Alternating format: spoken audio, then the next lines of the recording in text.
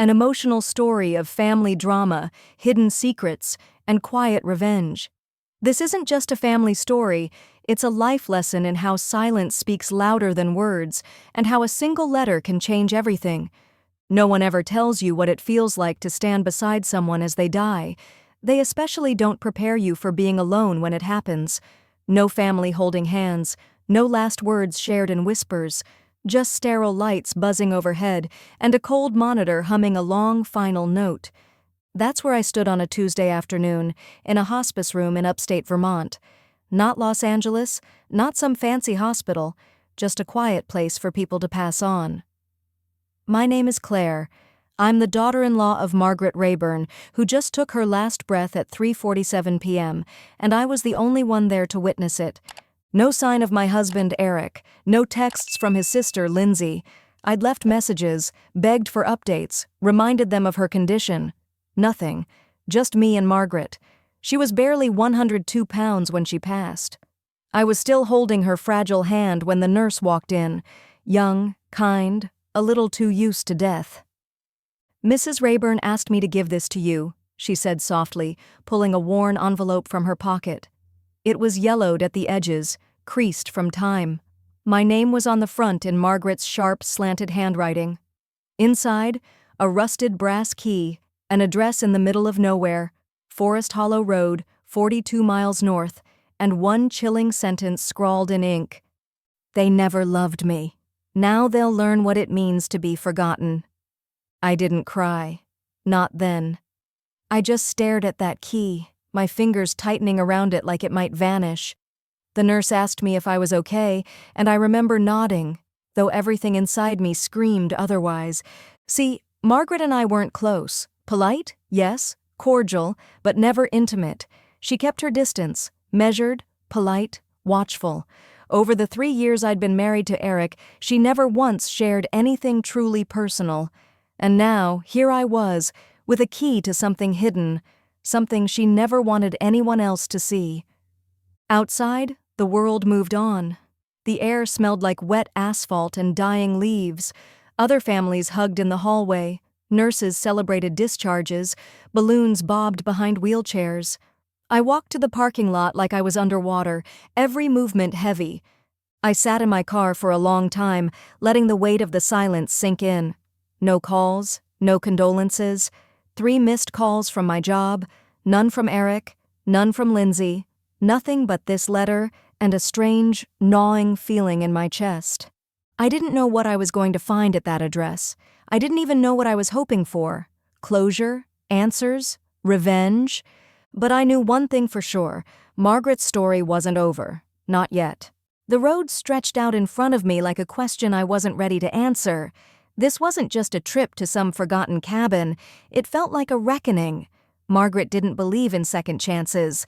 Her silence had always said more than her words, and now I understood why.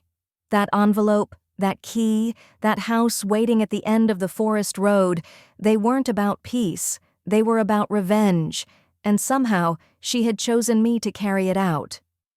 The next morning, I left before sunrise, the November sky still clinging to stars. I drove through mist-covered hills, frost lining the roadside trees like powdered sugar on old bones. The key Margaret gave me rested in the passenger seat. It felt heavier than it should have, like it carried weight beyond metal. My GPS lost signal 20 minutes before I reached Forest Hollow Road. I almost missed the turn. It looked more like a hiking trail than a driveway. The gravel crunched under my tires as the trees closed in.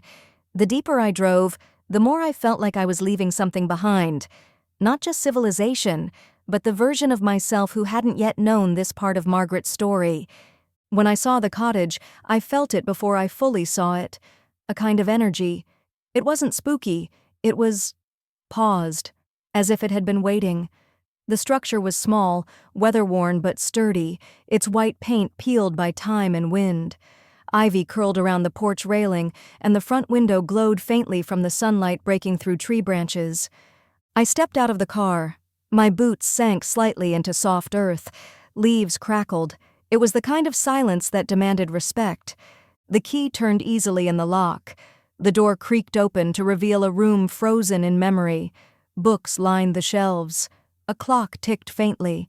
A blanket was draped across the back of a chair like someone had just stepped away. I inhaled. The air smelled of cedar and something floral. Lavender, maybe. My eyes landed on a note on the table. Claire, open the side cabinet. The cabinet creaked as I pulled it open. Inside were a stack of Margaret's journals and a smaller wooden box. I opened the first journal at random. November 4th, the page read. He came again today, smiled like he hadn't drained my savings, said he'd pay it back. I didn't believe him, but I smiled too. I'm tired of being the bad guy. So I nodded and handed him the check. Each entry was a brick in the wall of her history, a life of quiet suffering, painted in the ink of betrayal. I read until the sun shifted and shadows moved across the floor. By late afternoon, I had lit the small fireplace with the kindling I found. The warmth didn't erase the chill entirely, it just made it easier to sit with. I called the law firm Margaret had written on the back of the envelope, Keller and Fox Legal. I'm Claire Rayburn, I said. I think you're expecting my call. Yes, came the voice on the other end. We've been waiting. Can you come in tomorrow? That night I stayed in the cottage. I couldn't explain why. The thought of going home to Eric, of pretending nothing had changed, felt impossible. I made a bed on the old sofa and fell asleep with Margaret's journal on my chest. In the dream that came, I was walking through a garden I didn't recognize. Margaret was there, younger, wearing a wide-brimmed hat and gloves. She was planting wildflowers. Without turning, she said, "The truth has roots, Claire. Let them grow." I woke up just before dawn. I didn't tell Eric where I was. I didn't owe him that. Not anymore. There's something deeply unnerving about being expected. When I walked into Keller and Fox Legal, it was like stepping into a moment that had already been rehearsed without me. Margaret hadn't just left a will. She'd set the stage for a drama years in the making. And now I was a lead character in a family story I barely understood. The office was smaller than I expected. No grand glass walls or pretentious artwork. Just dark wood, neat bookshelves, and a calm, deliberate silence that made every footstep feel too loud. A woman stood as I entered, tall, silver hair pulled back tight, eyes sharp as needles. "You must be Claire," she said, offering a hand that was cool but firm. "Margaret spoke very highly of you." That sentence alone stunned me. Margaret and I barely spoke more than pleasantries. The idea that she'd described me in any way, let alone with approval, felt surreal. "I'm Margaret Keller," she continued. "I've represented your mother-in-law for nearly 20 years. I nodded, still trying to process the weight of this new version of Margaret, someone who prepared, who plotted, who trusted me. We sat. She opened a drawer and pulled out a leather folder marked with Margaret's name. She didn't start reading immediately. Instead, she studied me with a look that said she already knew more than she was going to say, at least for now. "This will isn't standard," she warned. "It's layered." She wasn't exaggerating. Margaret had written not just instructions but commentary, notes, personal messages to each recipient. The will had a structure like a confession. "To Eric Rayburn," Keller read aloud, "I leave nothing but the truth. A truth he never asked for and now must carry." My pulse skipped. "To Lindsay Rayburn," she continued, "I leave the silence she so often gave to me. May she learn the weight of it." It went on, pointed, precise, scathing. Then she paused. "And to Claire Rayburn," she said, "I leave my home, my accounts, my journals, and my trust. You saw me when others refused. You listened when silence would have been easier. You may never have known it, but you were the only one who stayed."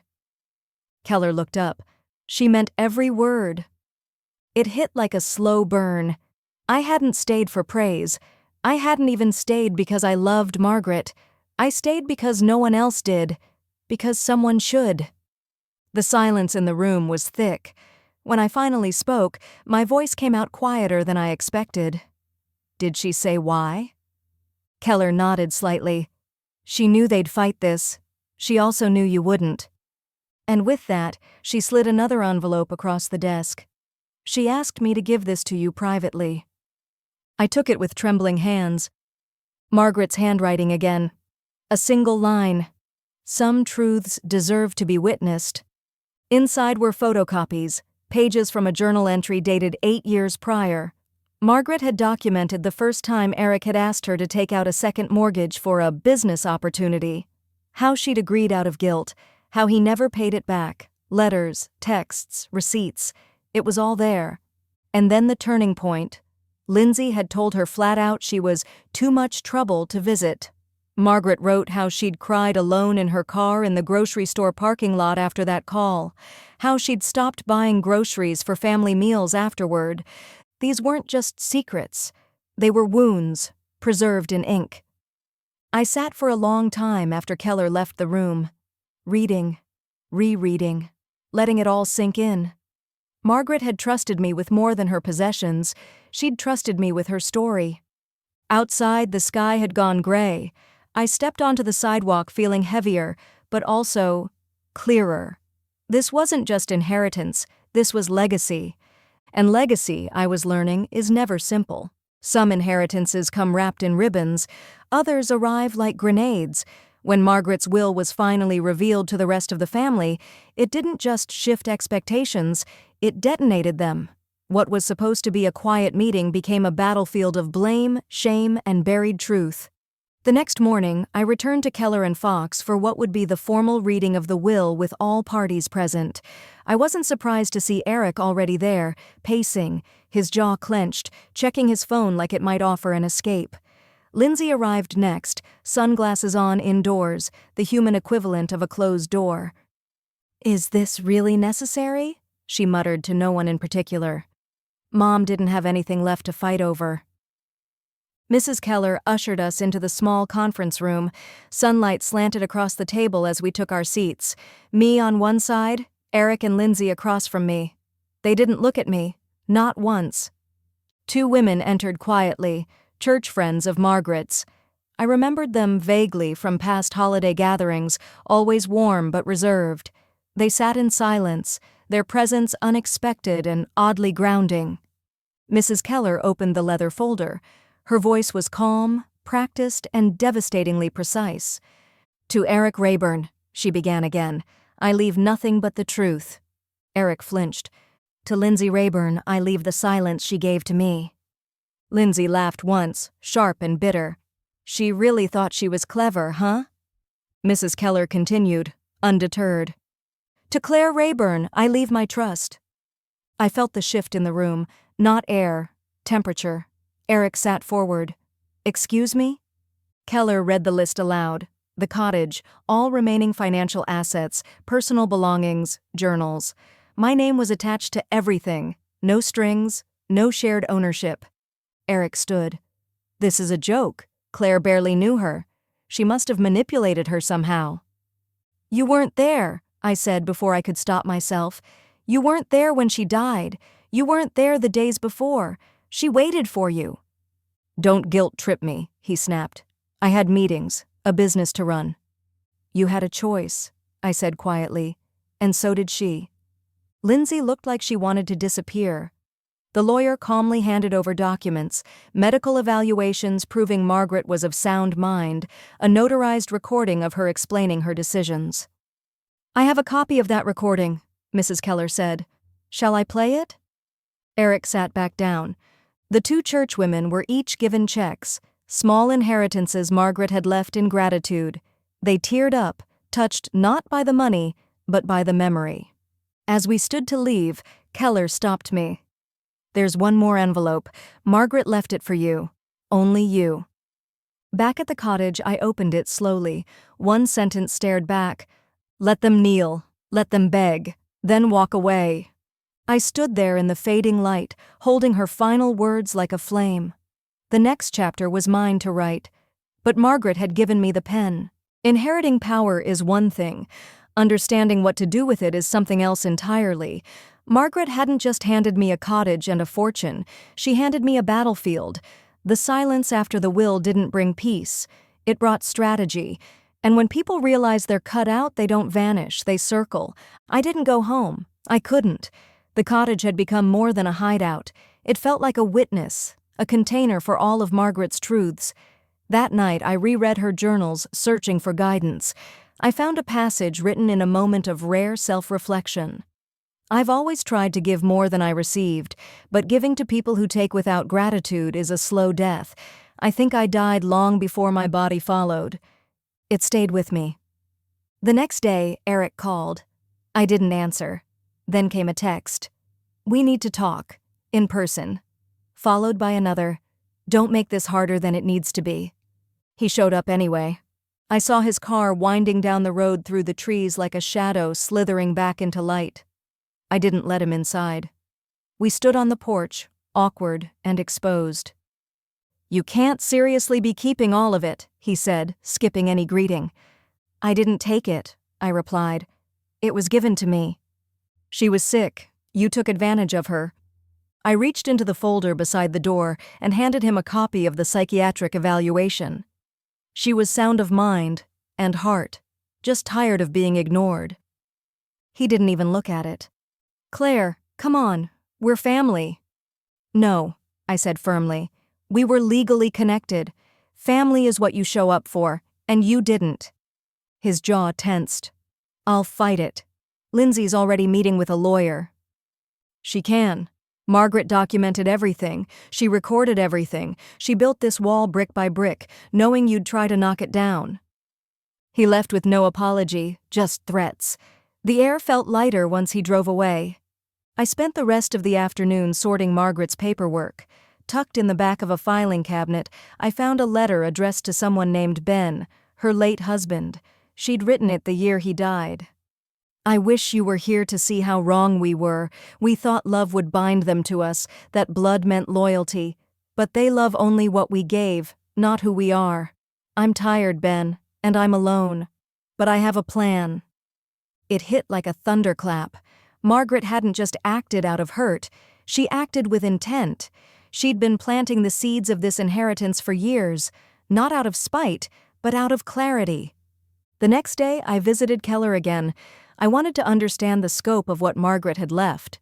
We sat across the desk, and Keller slid over the estate portfolio. "She left just under $700,000 in liquid assets," she said. "The property, if you include the land, is valued at another $300,000. I stared at the numbers. I was a freelance editor, used to living invoice to invoice. This kind of money didn't just change lives, it redefined them. "There's more," Keller added. "She left instructions for you to open a trust, for community use." I blinked. Community use? She had a vision, a place for others like her, older people, especially women who feel forgotten. She called it Holly's Haven. I nearly choked. Holly had been her middle name. No one used it. No one even knew it. And yet she named this future after it.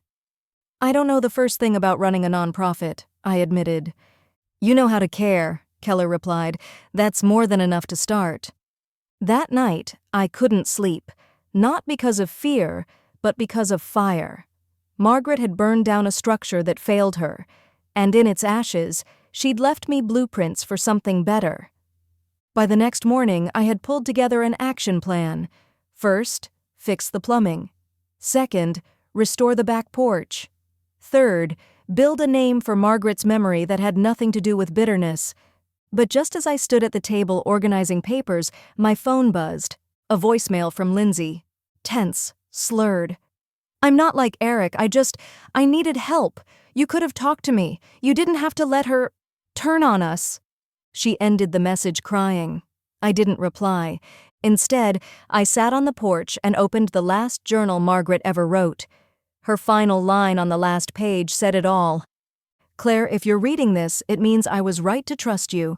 Tell the truth, and then let it live. Legacy isn't measured by what you leave behind. It's measured by who rises because of you. Margaret didn't just leave me her house. She left me a blueprint for rebirth, and the ruins of a family that had forgotten what roots were for. Now it was up to me to build something that would outlive the pain." The first morning I woke up in the cottage as its rightful owner, the silence felt different. Less hollow, more sacred. I brewed coffee in the tiny kitchen, its counters still chipped and faded. The sunlight pooled across the worn wooden floor like an invitation. Outside, frost coated the grass. I stood at the edge of the property, staring at the garden patch Margaret had once tended, now tangled with weeds. I didn't see decay, I saw possibility. The phone buzzed. Diane. "Claire," she said, "I've been thinking. If you're serious about opening a place for the community, I know someone who can help." That someone turned out to be Alice Brenner, a retired social worker who had tried and failed to keep a local support group running after funding dried up. We met that afternoon over coffee. Alice had the kind of face that made you feel like you should confess something. She asked questions carefully without judgment. "You want to do this for her?" she asked.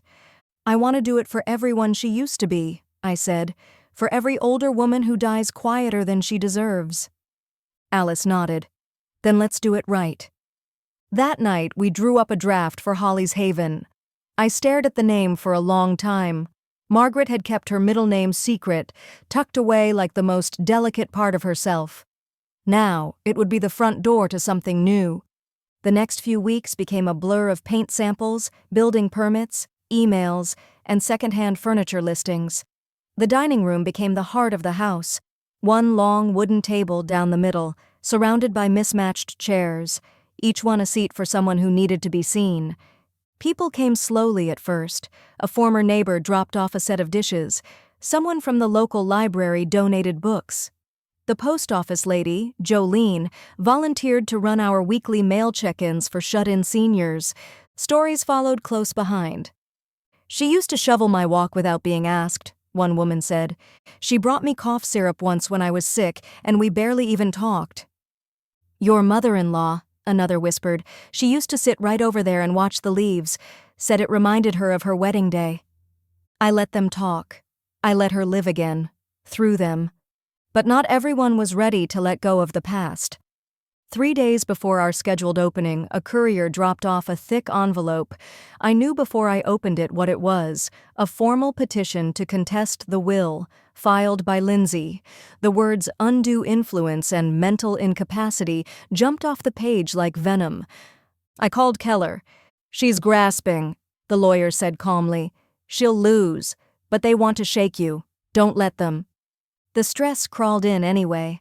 At night, I sat on the floor of the living room surrounded by receipts, donation logs, Margaret's journals, and I wondered if it was worth it. Then I read one of Margaret's last entries. "If they ask why I gave it all to her, let them. The real question is why they gave me so little when I needed it most. Claire saw me. That's more than either of my children ever did." That was my answer.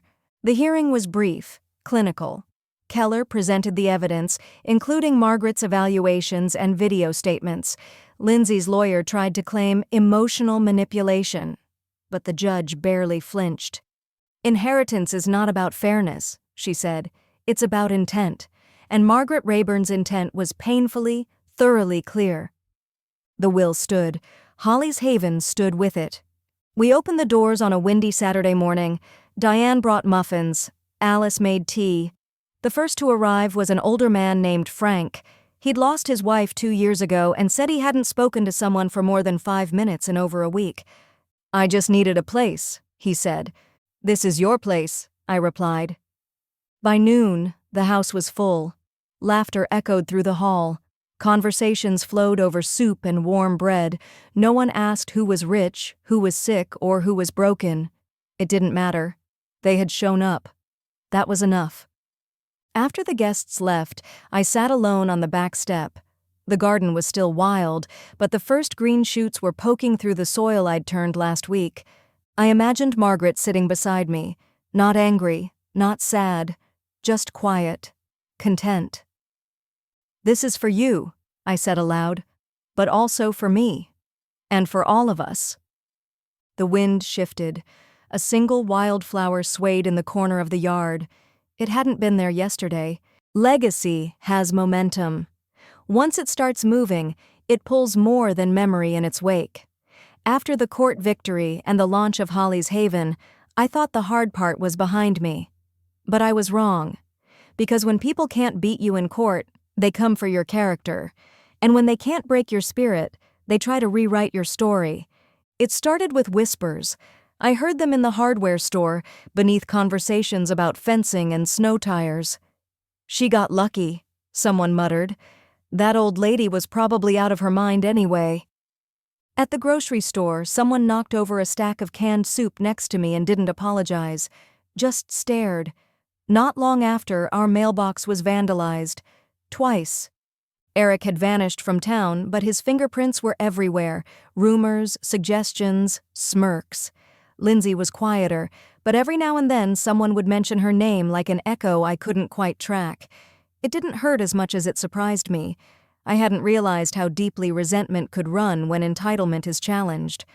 One evening, after the center closed and I was finishing dishes in the kitchen, a knock came at the door. I wasn't expecting anyone. I opened it to find Travis. Gone was the sharply dressed, confident man I married. He looked older, heavier in the shoulders, hollow in the eyes. A man shrinking into the frame of someone he used to be. "Can we talk?" he asked. I didn't answer, just stepped onto the porch, closing the door behind me. "I know I messed up," he said, voice low. "With you, with her, with everything." I crossed my arms. "I've been thinking about her a lot," he continued, "and what she saw. I get it now. I didn't then, but I do now." He reached into his coat pocket and handed me a photograph. It was of Margaret, younger than I'd ever seen her, holding a baby in one arm and a book in the other. "She used to read to us every night. I forgot that. I forgot a lot." I looked down at the photo, then back at him. "What do you want, Eric?" "I want to help," he said. "The center, the mission, whatever you're doing here." It should have moved me. It didn't. "You want in on something you didn't build," I said. "You're here because it worked, not because you believe in it." He flinched. "I'm not here to fight anymore," he said. "Just, if there's anything I can do to make it right." I studied him, then handed the photo back. "You can start by telling your sister to stop sending me anonymous threats." His eyes widened. "She's still doing that?" "Emails, voicemails, fake accounts posting garbage online. Don't play dumb." He exhaled heavily. "I'll talk to her." "Do that." And with that, I turned and went back inside.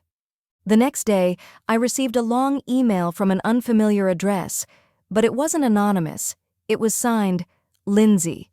I know you think you're righteous, that you saved her, but you didn't. You just outlasted us. Margaret was always playing favorites. She saw you as her clean slate. But you were never family. You're a placeholder, a performance. This town may love you now, but they'll forget. Just like she forgot us." I didn't reply. Instead, I read the words again, slowly. Then I folded the email printout, added it to the fire, and sat in silence while it burned. The next few weeks were quieter, not peaceful, just less noisy. The center continued to grow. We added a weekly seniors' lunch, a book club, and an art class led by a retired painter named Nora. One day, a girl named Jamie, 19, fresh out of foster care, asked if she could volunteer. She'd heard about the place from a friend, said she didn't have much family, but she wanted to be part of something that felt like home. I handed her a broom. "Help me sweep," I said. "You're in." In the evenings, I'd walk through the house, checking on every corner like it was a living creature. I cleaned, folded blankets, rearranged books. It wasn't just Margaret's house anymore. It was becoming everyone's, and in that, it became even more hers. Then one afternoon, I found a box I hadn't noticed before, tucked behind the upstairs linen closet. Inside, more journals, loose letters, receipts. But at the very bottom was a small, cloth-wrapped bundle. I unwrapped it slowly. It was her wedding ring, the one she'd left to no one. The one neither Eric nor Lindsay had claimed, the one she had worn for 47 years. And now, it was in my hands. I didn't cry, I just held it, like she had, like I would. When someone dies, their story doesn't end, it multiplies. Margaret's legacy wasn't just a matter of legal inheritance, it was emotional, communal, and deeply personal. Holly's Haven didn't just change my life, it started changing the lives of strangers, neighbors, even enemies. One act of quiet revenge had become a blueprint for collective rebirth. It started with a letter. A handwritten envelope arrived one morning, no return address. Inside was a simple card, cream-colored, the handwriting shaky. "I never knew your mother-in-law, but my sister talked about her often. You're doing something beautiful. Thank you for reminding us we're not invisible. M.H." I taped the card to the wall above my desk. It became the first in what would be dozens. We created a gratitude board in the main hallway. It filled faster than I expected. Some notes were short. "Thank you for the soup." Others were heavy. "I haven't smiled this much in months." Every word proved that Margaret's vision wasn't theoretical. It was working. One chilly Thursday morning, Diane came in early to help with supplies. As we stocked paper towels and powdered drink mix, she paused. "Did you see the article in the Gazette?" "No," I said. "What now?" "Someone nominated Holly's Haven for the annual Civic Impact Award." My heart skipped. "That can't be real." She grinned. "It's real. You're on the short list." I didn't cry, but I did sit down. Hard. Recognition was never the goal. But it mattered. Not for me. For the people who came every Tuesday to learn to use email, for the widowers who swapped soup recipes, for the high schoolers who found purpose in mentoring first graders. Still, recognition attracted attention, and attention stirred the dust. Eric showed up again, this time with a reporter in tow. They caught me off guard in the garden. "Claire," Eric said like we were friends. "This is Monica from the Chronicle. She's doing a piece on community leadership. I told her you'd have a lot to say." Monica looked fresh out of graduate school, eager, charming, smart, and completely unprepared for what this meant. I gave her a tour. She asked thoughtful questions. At the end, I pulled her aside. "I hope you tell the truth," I said, "not just about me, about Margaret." "I will," she promised. She did. The article was titled, "The House That Love Rebuilt." It focused on the ripple effect, how one woman's overlooked life had seeded something far bigger. It quoted Margaret's journal, "If no one sees you, plant something they can't ignore." After that, we were flooded. Donations, volunteers, messages from other towns asking how to start their own havens. It was overwhelming, but invigorating. I expanded slowly, one program at a time, nothing flashy, just solid healing routines. But success, like grief, has triggers. Lindsay's name popped up again, this time in an editorial. Anonymous, but clearly her tone. "Some legacies are built on manipulation, not merit. Don't glorify betrayal." I read it once, then never again. Instead, I focused on the haven.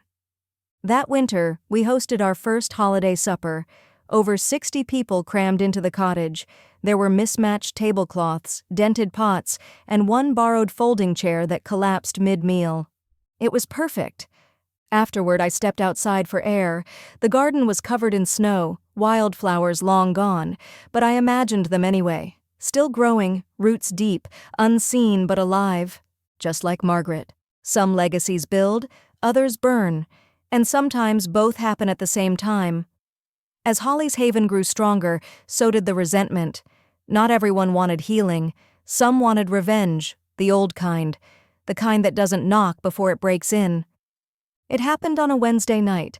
I was locking up after an evening workshop on grief journaling. The building had never felt more alive, dozens of voices echoing in shared stories, tissues passed hand to hand, tears that didn't need to be explained. I'd just finished turning off the lights when I smelled it. Smoke. Sharp, acrid, rising from the back porch. I ran outside. Flames were licking the siding, catching the edge of the old wood paneling.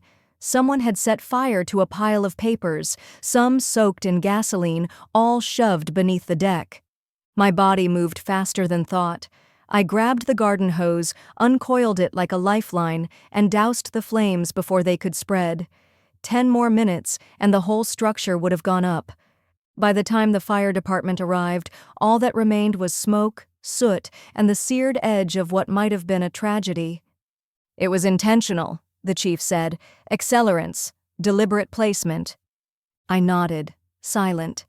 The next morning, police found surveillance footage from a neighbor's front yard. The person in the hoodie wasn't clearly visible, but the limp was unmistakable.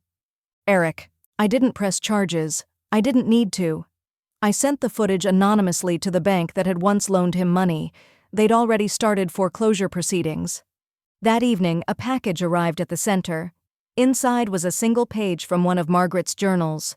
Torn, burned around the edges. With a note. You're not the only one with her words. No name, no return address. Lindsay. I could have taken it to the police. Instead, I walked outside, held the page to the sky, and let it fly. The wind caught it, charred pieces flaking into the air like dark snow. You wanted war, I thought. But Margaret didn't raise a fighter. She raised a survivor. That night, the community came back. Not because of a newsletter, not because of a call. They came because they felt it, that something they loved had been attacked.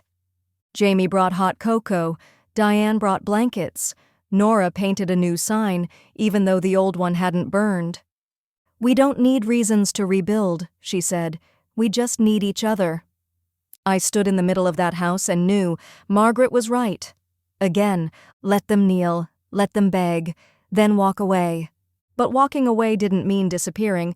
It meant building higher. Endings are never truly endings. They're the breath before something new. Holly's Haven wasn't just a chapter in my life. It became the story. And Margaret's final act of quiet rebellion turned out to be a beginning for more lives than we ever imagined. Spring arrived like a promise fulfilled. The garden, once bare and brittle, erupted in wildflowers. Lavender, daisies, and Margaret's favorite, zinnias, bloomed in chaotic color. Bees returned.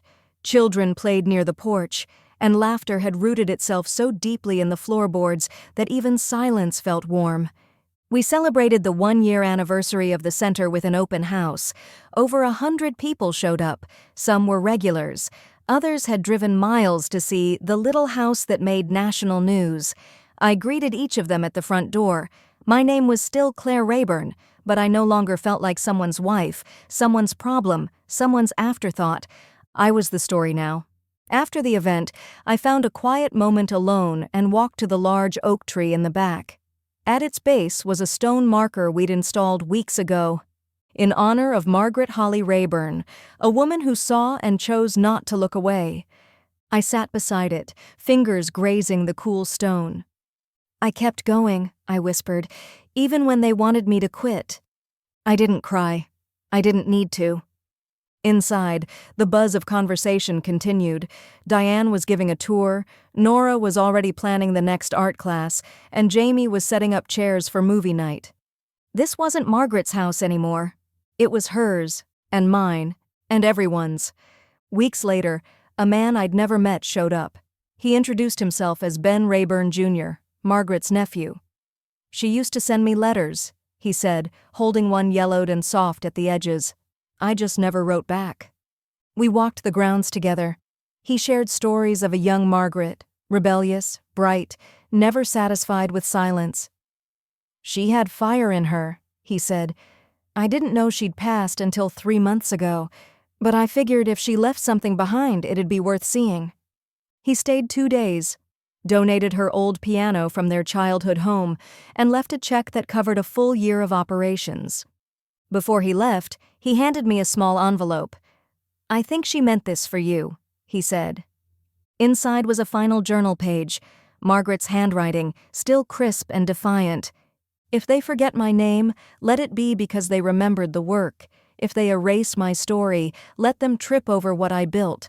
And if Claire is reading this, tell her she did exactly what I hoped. She made something from nothing, and she loved without asking for anything in return. That's all I ever wanted for myself. It wasn't just validation, it was freedom. The next morning, I walked to the edge of the property and planted a new tree, a fig sapling gifted by one of the seniors. I tied a ribbon to the branch, Margaret's favorite scarf, worn thin with time. Grow something bold, I whispered. As the seasons changed, so did we. Holly's Haven grew from 1 house to 3, We added a transportation program, partnered with local schools, and launched a mentorship initiative. Eric and Lindsay? They became stories people told to remind others what bitterness leads to. Neither returned. Neither tried again. Some ghosts are better left uninvited. But not all things fade.